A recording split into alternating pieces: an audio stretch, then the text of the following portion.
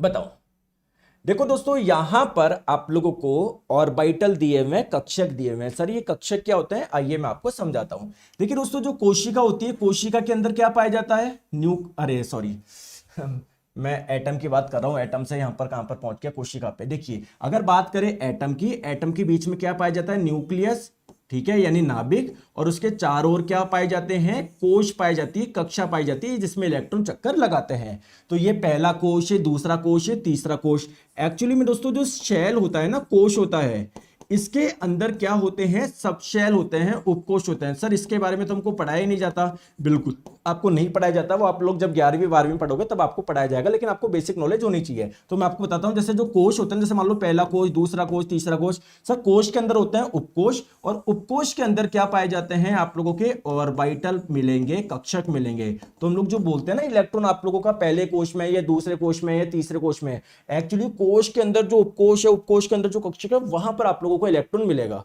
ठीक है, तो जैसे आप लोगों के कोश के अलग अलग नाम होते हैं, के कोश, एल कोश, एम कोश, एन कोश, यानी पहला कोश, दूसरा कोश, तीसरा कोश, चौथा कोश। वैसे ही दोस्तों आपको उपकोश के भी अलग अलग नाम होते हैं। क्या, एस उपकोश, पी उपकोश, डी उपकोश, एफ उपकोश। ठीक है, तो अगर मान लो कोई कक्षक ऐसा है जो कि पहले कोश में आ रहा है और एस उपकोश में आ रहा है, उसका नाम हो जाएगा 1s। कोई ऐसा कक्षक है जो दूसरे कोश में है, पी उपकोश में है, तो उसका नाम हो जाएगा 2p। कोई ऐसा कक्षक है जो तीसरे कोश में है और डी उपकोश में, उसका नाम हो जाएगा 3d। समझ में आ गई बात को। तो अगर मैं आपको बोलूं कि यहां पर इतने सारे कक्षक दिए गए हैं, कौन से कक्षक में इलेक्ट्रॉन पहले जाएगा, इसमें जाएगा या इसमें जाएगा या इसमें जाएगा, तो जिसकी एनर्जी सबसे कम होती है ना, उसमें आप लोगों का इलेक्ट्रॉन पहले जाता है। और किसी भी कक्षक की एनर्जी आप लोग कैसे निकालते हो, n+l से। सर ये n क्या है, n है आपका प्रिंसिपल क्वांटम नंबर, यानी मुख्य क्वांटम संख्या, और l है आप लोगों का एजीमुथल क्वांटम नंबर, यानी एजीमुथल क्वांटम संख्या। सर ये क्वांटम संख्या क्या होती है, देखिए मैं भी आपको शॉर्ट में बता देता हूं कि जैसे अब क्वांटम संख्या बेसिकली इलेक्ट्रॉन की लोकेशन बताती है। जैसे मैं पूछूं आपका एड्रेस क्या है, आप लोग बोलोगे कि सर मैं बिहार में रहता हूं, बिहार के पटना में गांधी मैदान के पास में मेरा घर नंबर ये है। तो आप ये चारों चीजें बताओगे तभी तो मैं आप लोगों के घर पे पहुंच पाऊंगा। आप सिर्फ पटना बोलोगे तो मैं नहीं पहुंच पाऊंगा, आप सिर्फ बिहार बोलोगे तो नहीं बोल पाऊंगा, आप इंडिया बोलोगे तो नहीं पहुंच पाऊंगा। समझ में आ गया। सिमिलरली कोई भी इलेक्ट्रॉन कौन से कोश में है, कौन से उपकोश में है, कौन से कक्षक में है, तो ये सारी चीजें बताने के लिए कुछ संख्याएं चाहिए होती है, जिसको आप लोग बोलते हैं मुख्य क्वांटम संख्या। तो अगर किसी इलेक्ट्रॉन के लिए प्रिंसिपल क्वांटम नंबर, मुख्य क्वांटम संख्या, जिसको n से रिप्रेजेंट करते हैं, अगर किसी के लिए 1 है, इसका मतलब वह है पहले कोश में है।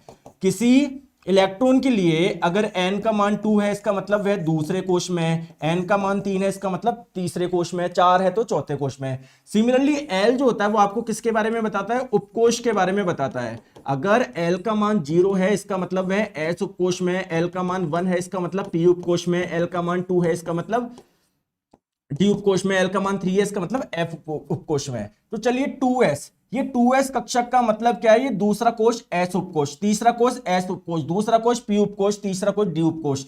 तो देखो कोश है दूसरा, तो n का मान कितना हो गया, 2 हो गया। उपकोश है s, तो l का मान कितना हो गया, 0 हो गया। यहां पर n का मान 3 हो गया, यहां पर n का मान 2 हो गया, यहां पर n का मान 3 हो गया। s उपकोश यानी l का मान 0, p उपकोश यानी l का मान 1, d वाला यानी l का मान 2।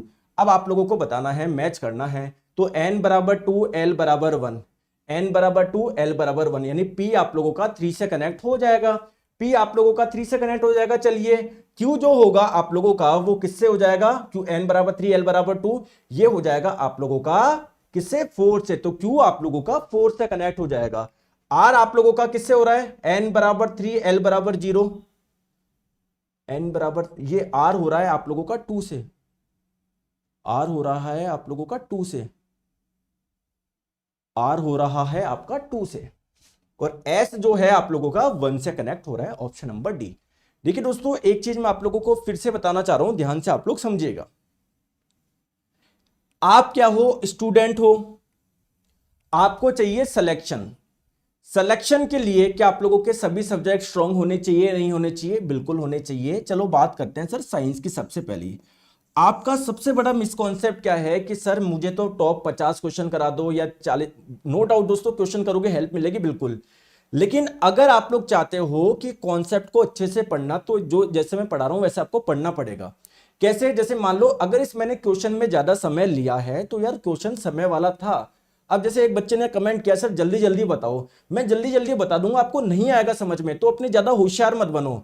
या कोई क्वेश्चन अगर मैं शॉर्ट में करवा रहा हूं तो ये ना सोचो कि सर आपने शॉर्ट में बता दिया, ये तो जिस क्वेश्चन की जो डिमांड है वो आपको करना पड़ेगा। अगर मैं किसी क्वेश्चन में 2 मिनट लगा रहा हूं, 3 मिनट लगा रहा हूं एक्सप्लेनेशन में, तो वो है आप लोगों को 3 मिनट सुनना पड़ेगा तभी वो ठीक है। ऊपर ऊपर से काम नहीं चलेगा, तो इतना पेशेंस आप लोग रखा करो। दूसरी बात इंपॉर्टेंट चीज मैं आपको ये बता रहा हूं दोस्तों, क्वांटम नंबर का मैंने एक अलग से वीडियो डाल रखा है, डालना क्वांटम नंबर साइंस मैग्नेट, तो और आप लोगों का और डिटेल में आप लोगों का हो जाएगा। हालांकि मैंने पूरा कॉन्सेप्ट बता दिया, लेकिन वो वीडियो को आप लोग और देखिएगा, क्वांटम नंबर आप लोगों का